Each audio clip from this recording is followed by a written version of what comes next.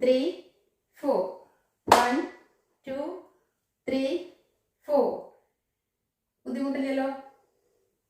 1 2 3 4 1 2 3 4 ഇതിന്റെ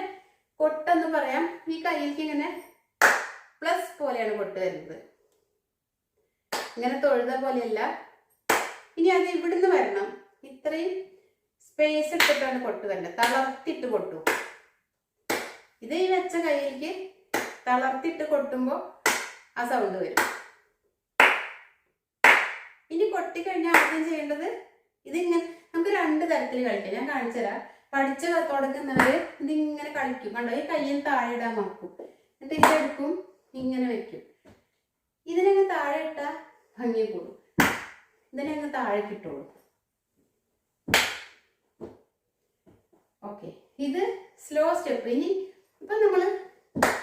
ഇതിന് നമ്മൾ 3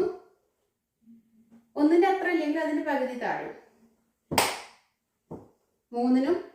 ഇനി സ്പീഡ് കളിക്കുമ്പോൾ 1 മാത്രം താഴ്ന്നാൽ മതി 1 2 3 4 1 2 3 4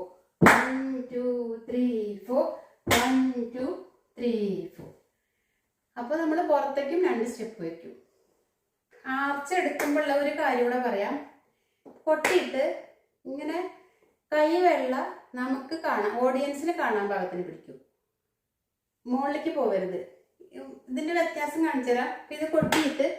ഇങ്ങനെ കൊണ്ടുപോകാം ഇത് വേണ്ട ഈ കൈമുട്ട് ഇവിടെ തന്നെ ഇരുന്നോട്ടെ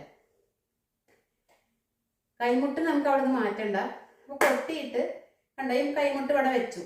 ഈ വെച്ച കൈമുട്ടിനെ ഇവിടെ വരെ എത്തിക്കഴിഞ്ഞാൽ ഫ്രണ്ടിലേക്ക് ഇങ്ങനെ ഇട്ടാൽ മതി 1 2 3 4 1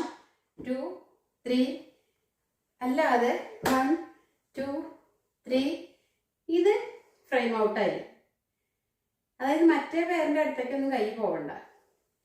1 2 3 ഇത് വേണ്ട ഇത്രയും നമ്മുടെ ഒരു ഫ്രെയിമിൽ ഒതുങ്ങണം